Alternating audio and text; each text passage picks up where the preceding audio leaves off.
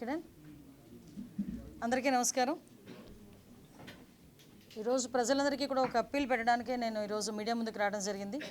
What ever it maybe, ఇప్పుడు last 5 years ఏదైతే జగన్మోహన్ రెడ్డి తాలూకా psycho పరిపాలనలో లా అండ్ ఆర్డర్ కానీ అదేవిధంగా పోలీస్ వ్యవస్థ కానీ ఎంత నిర్వీర్యం అయిపోయింది, పోలీస్ వ్యవస్థని ఏ రకంగా అడ్డదారులు తొక్కించారు, ఏ రకంగా వాళ్ళ స్వార్థం గురించి వాడుకున్నారన్న సంగతి మనందరికీ కూడా తెలుసు. అయితే ఇప్పుడు గవర్నమెంట్ మారింది, చంద్రబాబు నాయుడు గారికి అదేవిధంగా ఎన్డీఏ కూటమికి ఈరోజు గవర్నమెంట్ అధికారం చేతిలోకి వచ్చిన తర్వాత కూడా కొన్ని శక్తులు, అరాచక శక్తులు ఏ రకంగానైనా లా అండ్ ఆర్డర్లు ఇబ్బంది పెట్టాలి, దానికి మళ్ళా కులాన్ని ఆపాదించాలి, దానికి పార్టీని ఆపాదించాలి అన్న ఉద్దేశంతో కొన్ని అల్లర్లకి దారితీసే పరిస్థితి కనిపిస్తూ ఉంది. ఏ రకంగానైనా గవర్నమెంట్ మీద బురద జల్లాలి అన్న కాన్సెప్ట్లో చాలామంది కొన్ని ప్రయత్నాలు అయితే జరుగుతూనే ఉన్నాయి. నేనేం చెప్పదలుచుకున్నానంటే, ఏదైనా ఒకటి మాత్రం క్లియర్ అండి. గౌరవ చంద్రబాబు నాయుడు గారు ముఖ్యమంత్రి వర్యులు చెప్పింది ఏంటంటే, క్రిమినల్కి క్యాస్ట్ ఉండకూడదు, క్రిమినల్కి పార్టీ ఉండకూడదు. క్రిమినల్ ఈజ్ క్రిమినల్ అంతే. అది ఎలాంటి ఏ పార్టీ వాడైనా అనవసరం, ఏ క్యాస్ట్ వాడైనా అనవసరం, ఎవరైనా అనవసరం. క్రిమినల్ అన్నవాడు ఎట్టి పరిస్థితుల్లోని కూడా తప్పించుకోవడానికి లేదు, ఎట్టి పరిస్థితులు శిక్ష పడాలి. ఇదే concept. At the same time Chandrababu Naidu గారు వస్తున్నారు, గవర్నమెంట్ వస్తుంది అంటేనే ప్రజలందరికీ కూడా ఒక రకమైన భరోసా ఉంటుంది. చంద్రబాబు నాయుడు గారు లా అండ్ ఆర్డర్ని కంట్రోల్ చేయగలరు, at the same time crime రేట్ని కూడా తగ్గించగలరు అన్న ఒక మంచి ఒపీనియన్ కూడా ప్రజలందరిలోని కూడా ఉంది. దీన్ని ఏదో రకంగా డిస్ట్రాయ్ చేయడానికి కంపల్సరీగా ఒక రకంగా చెప్పాలంటే నేను చెప్పేది ఏంటంటే, వాళ్ళ కక్ష సాధింపు చర్యలు అనొచ్చు, లేకపోతే కవ్వింపు చర్యలు అనొచ్చు, ఏదైనా కూడా కొన్ని ఇప్పుడు పొంగునూరు లాంటి సిచ్యువేషన్స్ అనేవి జరుగుతూనే మనకి కనిపిస్తూ ఉన్నాయి. ఈరోజు నేను ఒకటే చెప్తున్నా, తెలుగుదేశం పార్టీ కార్యకర్తలకు అవనేయండి, సామాన్య ప్రజలకు అవనేయండి. ఎందుకు సామాన్య ప్రజల గురించి కూడా నేను మాట్లాడుతున్నానంటే, జగన్మోహన్ రెడ్డి గవర్నమెంట్లో తెలుగుదేశం పార్టీ వాళ్ళు ఒక్కలే ఇబ్బంది పడడం కాదండి. తెలుగుదేశం పార్టీ వాళ్ళు పార్టీల పరంగా రాజకీయాలుగా తెలుగుదేశం పార్టీ వాళ్ళు కానీ, జనసేన వాళ్ళు కానీ, బీజేపీ వాళ్ళు కానీ ఎన్ని ఇబ్బందులు పడ్డారో కామన్ పీపుల్ కూడా అంతే ఇబ్బంది పడ్డారు. భూ కబ్జాల విషయంలో కానివ్వండి, వాళ్ళ మీద దాడుల విషయంలో కానివ్వండి, డాక్టర్ సుధాకర్ లాంటి డాక్టర్స్ విషయంలోనే కానివ్వండి, డాక్టర్ అనితారాణి లాంటి డాక్టర్స్ విషయంలో కానివ్వండి, కామన్ పీపుల్ ఒక ముస్లిం కుటుంబం ఏదైతే ఆత్మహత్య చేసుకున్న సందర్భం కానివ్వండి, ఒక అమ్మాయి సూసైడ్ చేసుకుని 10th క్లాస్ అమ్మాయి సూసైడ్ చేసుకునే విధానం కానివ్వండి, చాలామంది స్నేహలత అనే అమ్మాయిని చంపేయడం కానివ్వండి, నాగమ్మ అనే అమ్మాయిని చంపేయడం కానివ్వండి, ఇలాంటి అంటే పొలిటికల్కి సంబంధం లేకుండా ఉన్న సివిలైన్స్ కూడా చాలామంది ప్రజలు కూడా ఇబ్బంది పడ్డారు. వీళ్ళందరి పరిస్థితి ఇప్పుడు ఎలా ఉందంటే, పరిస్థితి 5 సంవత్సరాలు చాలా ఇబ్బందులు పడ్డాం. ఈ 5 సంవత్సరాలు చాలా మేము నరకం చూసాం. సో ఈరోజు ఏదైనా ఒక విషయంలో ఒక ప్రొయాక్టివ్గా ఒక స్టెప్ తీసుకోవడానికి కొంచెం సిద్ధపడుతున్నారు కొంతమంది. నేనేమంటానంటే, మీతో పాటు అందరం సఫర్ అయిన వాళ్ళమే. అందరికన్నా ఎక్కువగా చంద్రబాబు నాయుడు గారు, పవన్ కళ్యాణ్ గారు కూడా సఫర్ అయ్యారు. చంద్రబాబు నాయుడు గారిని ఏ రకంగా ఇబ్బంది పెట్టారో మనందరికీ కూడా తెలుసు. పవన్ కళ్యాణ్ గారు నడి రోడ్డు మీద ఆయన్ని ఈవెన్ నగర బహిష్కరణ అన్న రకంగా కూడా ఆయన్ని ట్రీట్ చేయడం కూడా మనందరం కూడా చూస్తున్నాం. ఇటువంటి సిచ్యువేషన్స్లో ఈరోజు మనం అధికారంలో ఉన్నాం. అధికారంలో ఉండేటప్పుడు సంయమనం పాటించాల్సిన అవసరం తెలుగుదేశం పార్టీ కార్యకర్తలు కానీ, జనసేన పార్టీ కార్యకర్తలు కానీ అందరికీ కూడా ఉంది. ఎందుకంటే వాళ్ళు రెచ్చగొట్టే తీరులో ఉన్నారు.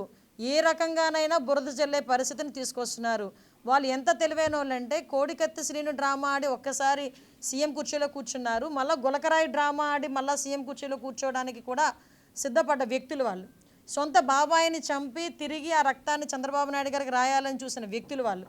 అలాంటి వాళ్ళు ఈరోజు 164 ఇంచుమించుగా మనకు మ్యాండేట్ ఇస్తే దాన్ని కూడా ఏదో రకంగా డిస్ట్రాయ్ చేయడానికి, గవర్నమెంట్ మీద బురద జల్లడానికి వాళ్ళు చేసే ప్రయత్నాలు చేస్తున్నారు. మీకు బాధ ఉండడంలో తప్పు లేదు. బాధ ఉంది కాబట్టి మేము ఏదో ఒక స్టెప్ వేస్తున్నాం అన్నది కూడా తప్పు. ఈరోజు చట్టాన్ని ఎవరు కూడా చేతుల్లోకి తీసుకోవాల్సిన అవసరం లేదు. చట్టం తన పని తను చేసుకుపోతుంది. దయచేసి ప్రతి ఒక్కరు కూడా సంయమనం పాటించండి. బోత్ పార్టీస్, నేనేం చెప్తున్నానంటే బోత్ పార్టీస్ మన తాలూకా రాజకీయంగా మన ఉనికి కాపాడుకోవడానికో లేకపోతే బురద జల్లే కార్యక్రమానికో కామన్ పీపుల్ని ఇబ్బందులు పెట్టే పరిస్థితి తెచ్చుకోకూడదు. దయచేసి ఈ విషయంలో ఎలాంటి వాళ్ళైనా అటువంటి సిచ్యువేషన్ క్రియేట్ చేస్తే కనుక చట్టం తన పని తను చేసుకెళ్ళిపోతుంది. లా విషయంలో ఎవరు కూడా అతీతులు కాదు. ఈ విషయం చెప్పడానికనే ఈరోజు మీ అందరి దగ్గరికి రావడం జరిగింది. దయచేసి ఒకటే చెప్తున్నా, అన్ని పార్టీల వారికి, ఇటు వైఎస్ఆర్సీపీ పార్టీ వాళ్ళకి, టీడీపీ పార్టీ వాళ్ళకి, జనసేన వాళ్ళకి అందరికీ కూడా మనం చట్టాన్ని ఏ రోజు కూడా చేతుల్లోకి తీసుకోవద్దు. మనం చట్టాన్ని చేతుల్లోకి తీసుకొని మనం వాళ్ళు చేసిన ట్రాప్లో మనం పడొద్దు. నేను అది చెప్తున్నా, వాళ్ళు వేసిన ట్రాప్లో అనవసరంగా మనం పడొద్దు. చట్టాన్ని ఎవరు కూడా చేతుల్లోకి తీసుకోకండి. ప్రతి ఒక్క అంశాలన్నీ గుర్తున్నాయి, గుర్తు లేకుండా ఎవ్వరూ లేరు. మర్చిపోయే సంఘటనలు జరగలే లాస్ట్ 5 సంవత్సరాల్లో. కాబట్టి దయచేసి అన్నీ గుర్తున్నాయి, అన్నిటికీ సమయం రావాలి. అలాగని చెప్పి మనం లాని అతిక్రమించి మనం చేయాల్సిన అవసరం లేదు. దేన్నైనా కూడా మనం యాజ్ పర్ రూల్ మనం చేసుకోవచ్చు. దానికి ప్రతి ఒక్కరు కూడా సంయమనం పాటించండి. దయచేసి మీ అందరికీ కూడా మరీ కోరుతున్నాం, గవర్నమెంట్ మీద చెడ్డ పేరు తీసుకొచ్చే పరిస్థితి మనం ముఖ్యంగా తెలుగుదేశం పార్టీ కార్యకర్తలు కానీ జనసేన వాళ్ళు కానీ ఎవరు కూడా మనం చేయకూడదు. At the same time YSRCP వాళ్ళకి కూడా ఒకటే చెప్తున్నా, మీ లాభాపేక్ష గురించో మీ రాజకీయ ఉనికి గురించో కామన్ పీపుల్ని ఇబ్బంది పెట్టొద్దు అని మాత్రం నేను మీ అందరినీ కూడా విజ్ఞప్తి చేస్తున్నా. నేను సారీ ఒకరు చెప్పండి. కాదండి, ఇద్దరు ఇప్పుడు విషయం ఏంటంటే రెచ్చగొట్టుకొని ఎవరు ఇబ్బంది పడుతున్నారు? అక్కడ మిథున్ రెడ్డి ఆయన సేఫ్, కామన్ పీపుల్ ఇప్పుడు కామన్ పీపుల్ ఉన్నారు. ఇప్పుడు ఎవరు ఇబ్బందులు పడతారు? ఎవరు కేసులు ఇరుక్కుంటారు? బోత్ పార్టీస్ కేసులు ఇరుక్కుంటాయి. ఎందుకు ఆ కేసులు మనం అంతవరకు తెచ్చుకోవడం ఎందుకు? ఎవరు కూడా చట్టాన్ని చేతుల్లో తీసుకోవాల్సిన అవసరం లేదు. ఏదైనా ఇష్యూ ఉంది, పోలీస్ కంప్లైంట్ ఇవ్వండి, పోలీసులు చూసుకుంటారు. ఈరోజు ఇంతకుముందు పోలీసులు కాదు కదా, ఆల్రెడీ పోలీసులు కూడా మారుతున్నారు అందరూ కూడా. సో అది ఎప్పుడు కూడా చట్టాన్ని చేతుల్లోకి తీసుకోవద్దని చెప్తున్నాను.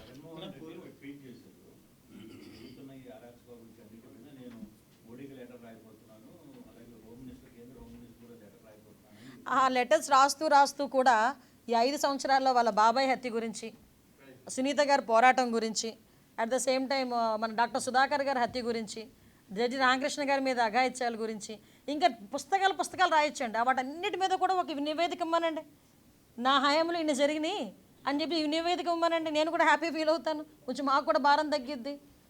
ఏంటండి కబుర్లు చెప్పడం? ఏదో అంటారు కదా, అంటే టైం టు టైం వస్తే ఏదో దెయ్యాల వేదాలు వల్లిస్తున్నాయి అన్నట్టుగా ఆయన ఈరోజు క్రైమ్ గురించి లెటర్లు రాస్తున్నానంటే అంతే టైం అబ్బా, అంతే, మనం ఏం చేయలేం దాన్ని. ఎస్ ఏంటి, ఒకటి మాత్రం క్లియర్ అండి, ఈ రోజు జరుగుతున్న సంఘటనలు ఇప్పుడు ఈ వరుస సంఘటనలు జరుగుతున్నాయి మైనర్ బాలికల మీద. నేనేమంటానంటే మైనర్ బాలికల మీద మేము కూడా దాని మీద అధ్యయనం చేస్తున్నాం పోలీస్ డిపార్ట్మెంట్ వాళ్ళతో. మైనర్ బాలికల మీద అత్యాచారాలు జరుగుతున్నాయి, హత్యలు జరుగుతున్నాయి అనుకునేటప్పుడు కొంత క్లోజ్ రిలేటెడ్ పీపుల్, వాళ్ళ సరౌండింగ్లో ఉన్న పీపుల్, వాళ్ళ అంటే కొంచెం దగ్గరగా ఉన్న బంధువులు, ఇలాంటి వాళ్ళ దగ్గర మ్యాక్సిమం ఇవన్నీ కూడా జరుగుతున్నాయి. ఇవన్నీ ఒక ఎత్తు, నేను వీటి అన్నింటి గురించి మాట్లాడాలి. దీని మీద ఎట్టి పరిస్థితుల్లోనే ఒక కంక్లూజన్కి అయితే తీసుకురావాలి, దీని మీద చర్యలు అయితే తీసుకోవాలి. డెఫినెట్గా దాని మీద మేము చర్యలు తీసుకుంటాము. అట్ ద సేమ్ టైం ఒక అవేర్నెస్ ప్రోగ్రామ్ కూడా, ఒక స్పెషల్ డ్రైవ్ పెడతాం. Women child welfare, education department, police department కలిపి ఒక స్పెషల్ డ్రైవ్ కూడా పెడతాం. ఒక 6th క్లాస్ లోపు పిల్లల వరకు కూడా ఒక బ్యాట్ టచ్ ఏంటి, గుడ్ టచ్ ఏంటి అన్న విషయంలో అవేర్నెస్ తీసుకురావడం. కానీ 6th క్లాస్ తర్వాత కూడా అప్ టు 18 years వరకు, అప్ టు కాలేజ్ లెవెల్ వరకు కూడా వాళ్ళకి ఏంటంటే చాలామంది ఏం చేస్తున్నారంటే, నేను చాలా కేసులు చూస్తున్నాను, చాలామంది ఏంటంటే 8th క్లాస్ 9th క్లాసుల్లోని పిల్లల్ని పాపం ట్రాప్ చేయటం, ఆ పిల్లలు చనిపోవటం, ఇలాంటి సంఘటనలు జరుగుతున్నాయి. వాటికి కూడా మేము ఒక అవేర్నెస్ క్రియేట్ చేయడానికి, వాళ్ళకి కూడా పేరెంట్స్కి టీచర్స్కి అట్ ద సేమ్ టైం స్టూడెంట్స్కి ఒక డ్రైవ్ కూడా ఏర్పాటు చేయడానికని మేము అందరం కూడా సిద్ధపడ్డామండి. ఇవన్నీ ఒకేదైతే నేనేమంటానంటేనండి, పాస్ట్ జరిగిన పోలీసు వ్యవస్థ మొత్తం అంతా నిర్వీర్యం అయిపోయింది.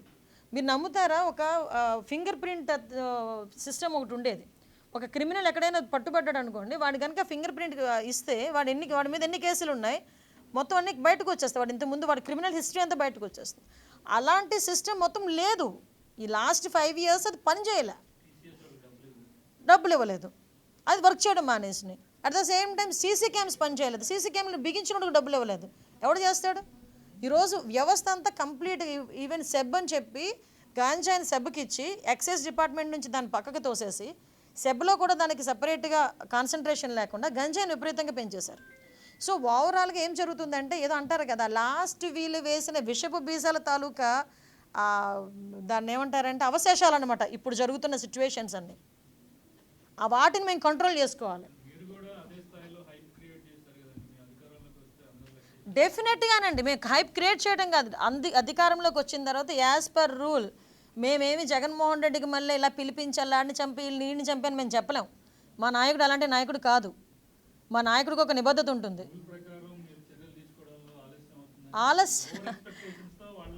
లేదు, అదే మేము చెప్తున్నామండి. ఏమండి, ఈ రాష్ట్రంలో చంద్రబాబు నాయుడు గారి కన్నా ఎక్కువగా ఇబ్బంది పడ్డవాడు ఎవరు ఉన్నారండి చెప్పండి?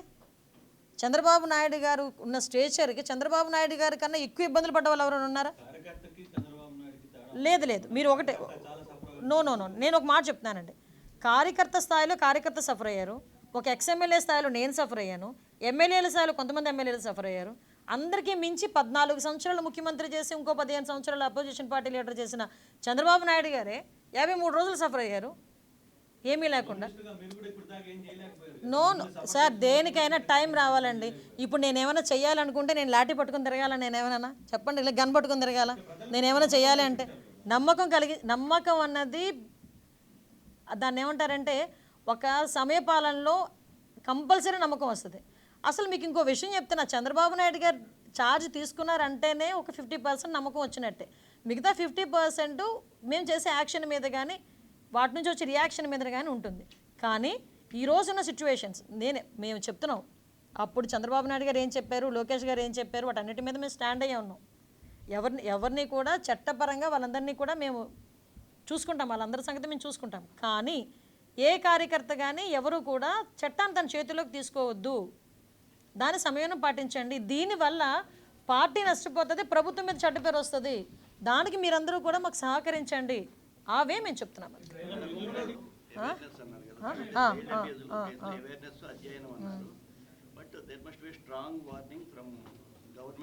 లే ష్యూర్ అండి. ఇప్పుడు మీకు సార్ కూడా లాస్ట్ టైం చెప్పారు, ఏదైతే మైనర్ల మీద జరుగుతున్న వాటి మీద ఇమీడియట్గా ఫాస్ట్ ట్రాక్ కోర్ట్స్ కూడా పెట్టి, స్పెషల్ కోర్ట్స్ కూడా పెట్టి తొందరగా జడ్జిమెంట్లు వచ్చే కార్యక్రమాన్ని కూడా, అంటే వితిన్ 2-3 మంత్స్లో.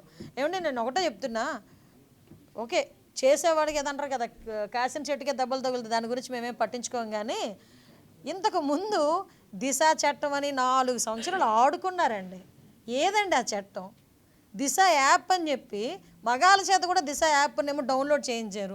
మీరు పాత్రికేయులను తెలియకపోతే మీ చేత కూడా రోడ్డు మీద యాప్ తీయించుకునే వాళ్ళేమో, దిశ యాప్ మీ దగ్గర కూడా డౌన్లోడ్ చేయించే వాళ్ళేమో. వాళ్ళు చేశారా మీరు కూడానా? సంతోషం, వెరీ గుడ్. సో దట్ నేనేమంటానంటే ఇప్పుడు అయిపోయింది, ఏదో అయిపోయింది. ఇప్పుడు జరగాల్సిన దాని మీద మేము సీరియస్గా ఉన్నాము, మేము చాలా సీరియస్గా ఉన్నాము. రోజుకో 3 ట్వీట్లు మమ్మల్ని ట్యాగ్ చేసి పెట్టేస్తే పని అయిపోయిందని కూర్చుంటే, మేము అలాగే ఇంట్లో కూర్చుంటే కనుక అవ్వదు కదా. కంపల్సరీగా దీని మీద ఏదో అంటారు కదా, రూట్ లెవెల్ వరకు కూడా ఇబ్బంది లేకుండా చూసుకోవాల్సిన బాధ్యత తీసుకోవాలి. కాబట్టి దానికి కూడా పార్టీ క్యాడర్నే కాదు, ప్రజల్ని కూడా సహకరించమని మేము కోరుకుంటున్నాం. అంటే దాన్ని బట్టే అర్థమవుతుంది కదా, ఆయనే కావాలని కూర్చొని రెచ్చగొట్టుకుంటున్నాడా ఏంటి ఏమో. ఇప్పుడు అక్కడ సిచ్యువేషన్ ఇబ్బంది కలుగుతుంది అనుకునేటప్పుడు కదలాలి కదా. సో ఇదేం లేదు రండి, అన్ని క్లియర్ అవుతాయి, ఇబ్బంది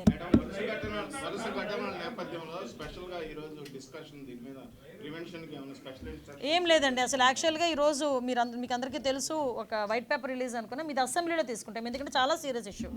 ఎందుకంటే last time law and order విషయంలో కంప్లీట్గా ఫెయిల్ అయింది గవర్నమెంట్. స్పెషల్ డ్రైవ్ మేము కమిటీ ఏర్పాటు చేసుకుంటున్నాము. రోజు మీరు అన్నది కరెక్టే, ఎక్కడో అక్కడ మీరు అదే చెప్తున్నా. మనం కూడా ఇక్కడ సిచ్యువేషన్స్ ఎలా ఉన్నాయంటే, చిన్నపిల్లల మీద అత్యాచారాలు అనేసరికి అసలు ఎట్టి పరిస్థితిలోని టాలరేట్ చేయకూడదు. ఆ టాలరేట్ చేయలేని ఆ సిచ్యువేషన్లో కంపల్సరీగా మనం కూకటి వెళ్తూ దీన్ని పెకిలించాలనుకుంటే కనుక తల్లిదండ్రుల దగ్గర నుంచి కూడా అవేర్నెస్ రావాలి, వాళ్ళకి కూడా తెలియాలి ఏం జరుగుతుంది, తల్లిదండ్రులకి, టీచర్స్కి, పిల్లలకి, అందరికీ కూడా. So women and child welfare, education department and home department 3 కలిపి తీసుకుంటున్నాం. Okay, thank you. కాదు, మా నాయకుడికి ఒక నిబద్ధత ఉంటుంది.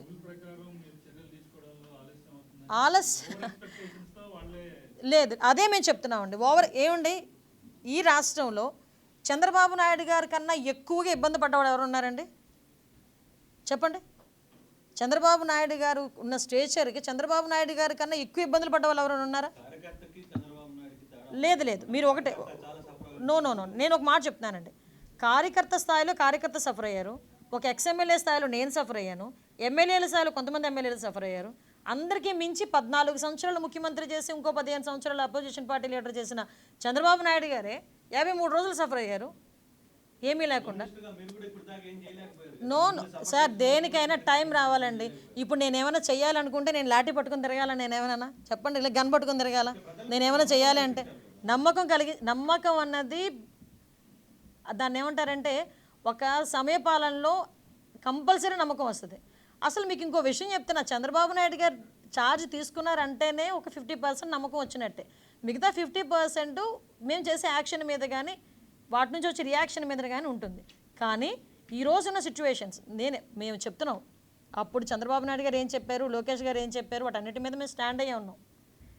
ఎవరిని కూడా చట్టపరంగా వాళ్ళందరినీ కూడా మేము చూసుకుంటాం, వాళ్ళందరి సంగతి మేము చూసుకుంటాం. కానీ ఏ కార్యకర్త కానీ ఎవరు కూడా చట్టాన్ని తన చేతిలోకి తీసుకోవద్దు, దాని సమయం పాటించండి. దీనివల్ల పార్టీ నష్టపోతుంది, ప్రభుత్వం మీద చెడ్డ పేరు వస్తుంది. దానికి మీరందరూ కూడా మాకు సహకరించండి, అవే మేము చెప్తున్నాం. ఫోన్ చేయలేదయ్యా.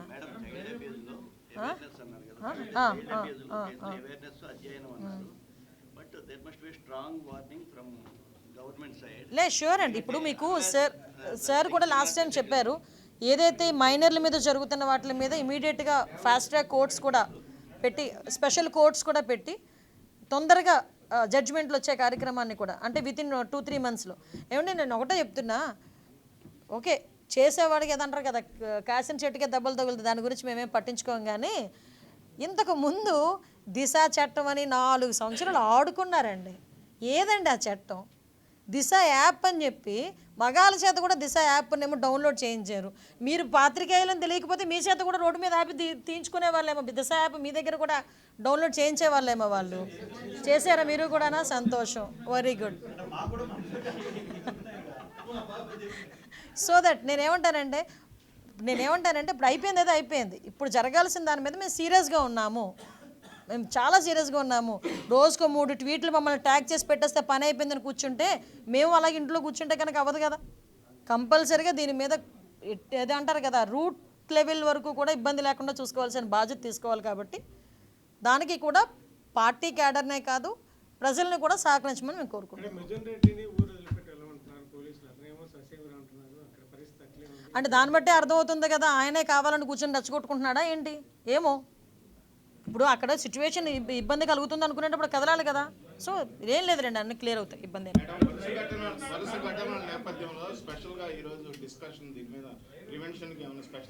ఏం లేదండి. అసలు యాక్చువల్గా ఈరోజు మీకు అందరికీ తెలుసు, ఒక వైట్ పేపర్ రిలీజ్ అనుకున్నా, మీది అసెంబ్లీలో తీసుకుంటాం. ఎందుకంటే చాలా సీరియస్ ఇష్యూ. ఎందుకంటే last time law and order విషయంలో కంప్లీట్గా ఫెయిల్ అయింది ఆ గవర్నమెంట్. స్పెషల్ డ్రైవ్ మేము కమిటీ ఏర్పాటు చేసుకుంటున్నాము. ఎస్ రోజు మీరు అన్నది కరెక్టే, ఎక్కడో అక్కడ మీరు అదే చెప్తున్నా. మనం కూడా ఇక్కడ సిచ్యువేషన్స్ ఎలా ఉన్నాయంటే, చిన్నపిల్లల మీద అత్యాచారాలు అనేసరికి అసలు ఎట్టి పరిస్థితిలోని టాలరేట్ చేయకూడదు. ఆ టాలరేట్ చేయలేని ఆ సిచ్యువేషన్లో కంపల్సరీగా మనం కూకటి వెళ్తే దీన్ని పెకిలించాలనుకుంటే కనుక తల్లిదండ్రుల దగ్గర నుంచి కూడా అవేర్నెస్ రావాలి. వాళ్ళకి కూడా తెలియాలి ఏం జరుగుతుంది, తల్లిదండ్రులకి, టీచర్స్కి, పిల్లలకి, అందరికీ కూడా. So women and child welfare, education department and home department 3 కలిపి తీసుకుంటున్నాం. Okay, thank you. ఇప్పుడు ఏదైతే శాంతి భద్రతలు అదుపులోకి తీసుకునేటప్పుడు మనం కావాలి, ఇవి మాత్రం డే ఫస్ట్ నుంచి, ఈరోజు మనం అనుకున్నాం అనుకోండి, ఈ రోజు నుంచి ఏమీ జరగకూడదురా భగవంతుడా అనుకోవాలి. ఈ రోజు నుంచి అనుకోవాలి ఏం జరగకూడదురా భగవంతుడా అని. జరగకుండా చూసుకునే దానికి ప్రతి ఒక్కరు కూడా కార్యముఖులు అన్ని డిపార్ట్మెంట్లు కలిసినాయండి ఈరోజు. అన్ని ఉమెన్ అండ్ చైల్డ్ వెల్ఫేర్ కానీ, ఎడ్యుకేషన్ డిపార్ట్మెంట్ కానీ, పోలీస్ డిపార్ట్మెంట్ కానీ, దీని మీద కరెక్ట్గా ఒక 10 days కంప్లీట్గా దీని మీద స్పెషల్ డ్రైవ్ పెడతాం. ఓకే, ఎందుకంటే ఇప్పుడే డిపార్ట్మెంట్ అందరూ కూడా మారారు, ఎస్పీస్ మారుతున్నారు, ఇంకా షఫ్లింగ్స్ అవుతున్నాయి. సో ఒక స్ట్రీమ్ లైన్లోకి వచ్చేస్తుంది. మీరు అన్నది కరెక్టే. ఇప్పుడు ఇంకో విషయం చెప్పనా అండి, చాలా మంది పోలీస్ డిపార్ట్మెంట్లో చాలా మంది కేవలం పార్టీ ముద్ర వేసుకొని, పార్టీ ముద్ర వేసుకొని చాలామంది విఆర్లో పార్టీ ముద్ర వేసి, వాళ్ళు వేసుకున్నది కాదు, వాళ్ళు వేసి విఆర్లో పెట్టడం అని రకరకాల ఇబ్బందులకు గురైన చాలామంది పోలీస్ ఆఫీసర్స్ ఉన్నారు. ఒకసారి అవన్నీ కన్సల్టేట్ చేసుకోవాలి కదా, ఒకసారి అందరికీ కన్సల్టేట్ చేసుకోవాలి. మళ్ళీ ఏ తప్పిసారి ఎవరో ఒకరిని తీసుకొచ్చి మేము పెట్టామనుకోండి, అలా అక్కడ పని చేశారో మళ్ళీ మీరే మళ్ళీ ఏదో పేపర్లో వేస్తారు.